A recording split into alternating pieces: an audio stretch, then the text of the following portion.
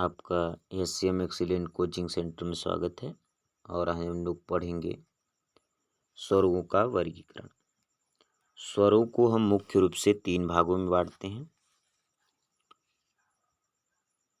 पहला जो आपका है मूल स्वर, ह्रस्व स्वर या लघु स्वर कहते हैं। दूसरा जो होता है दीर्घ स्वर या इसे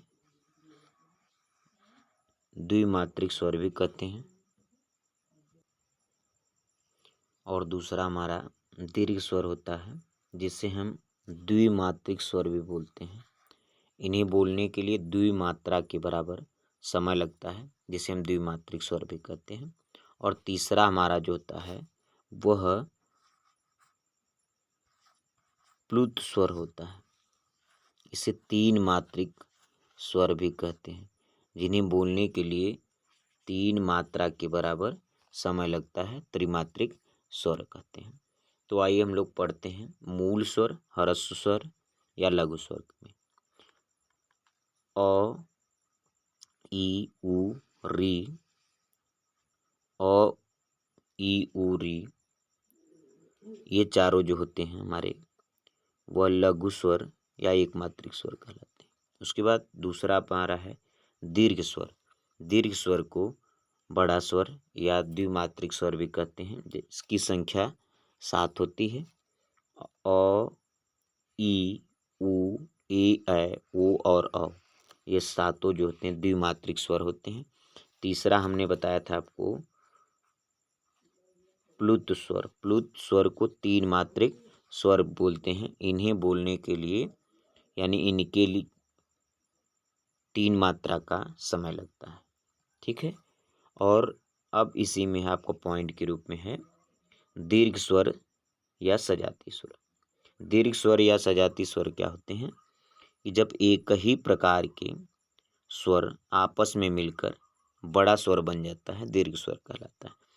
जैसे आ, ई, ऊ है, यह छोटे छोटे शब्दों से यानी अ और अ प्लस ओ मिल करके आ बना है। ठीक है। तो अ और अ मिल के आ बना है, इसे हम दीर्घ स्वर या द्विमात्रिक स्वर कहते हैं। इसी प्रकार ई और ई मिलकर के बड़ा ई बना है।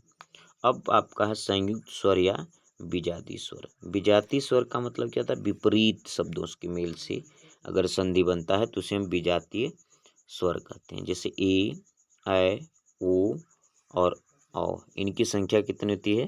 4 होती है। यह चारों क्या होते हैं? विजातीय स्वर कहलाते हैं। अब हम लोग पढ़ेंगे संयुक्त स्वर या स्वरों का निर्माण। संयुक्त स्वर या स्वरों का निर्माण जो होता है अ और ई मिलके ए बना होता है, अ और ए मिलके ए बना होता है, अ और उ मिलके ओ बना होता है, अ और ओ मिलके औ बना है। यही चारों शब्दों का निर्माण होता है। अब हम पढ़ेंगे उच्चारण का स्थान यानी स्वरों का उच्चारण स्थान क्या है उसके बारे में हम पढ़ेंगे। तो पहला आपका दिया है कंठ स्वर यानी कंठ से बोले जाने वाले शब्द जो होते हैं स्वर अ और आ जो है इनको हम कंठ की सहायता से बोलते हैं। तालव्य जो होता है यानी तालु की सहायता से ई और बड़ी ई। ओष्ठ जो होता है इसे उ और बड़ा उ बोलने के लिए हम ओष्ठ का प्रयोग करते हैं। ऋषि जो होता है वह मूर्धन्य से बोला जाता है।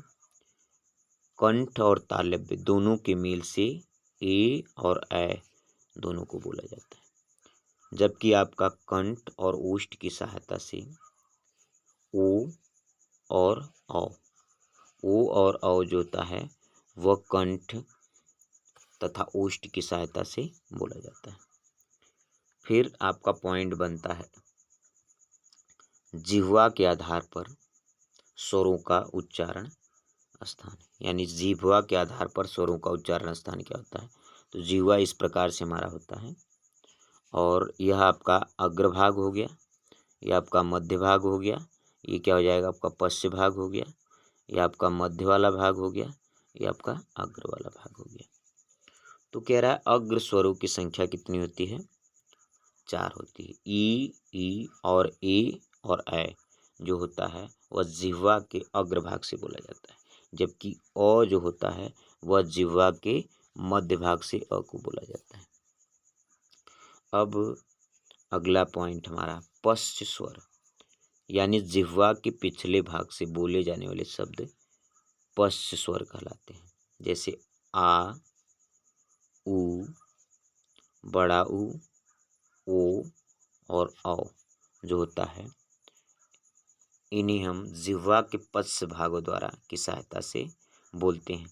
तो हम कह सकते हैं जिह्वा के आधार पर हम 3 भागों में बांटते हैं, अग्र स्वर, मध्य स्वर और तीसरा आपका पश्च स्वर है।